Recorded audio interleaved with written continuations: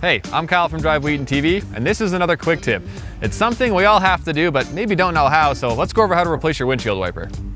There are a few different types of wipers, but the process is essentially the same for all of them. Most will have either a latch, tab, or button that you need to push or pull to release the blade, then slide it out of the hook.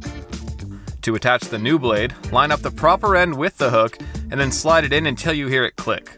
If your vehicle has a wiper for the back window, you pop off the outer cover, then push in the lever and slide the wiper off the hook.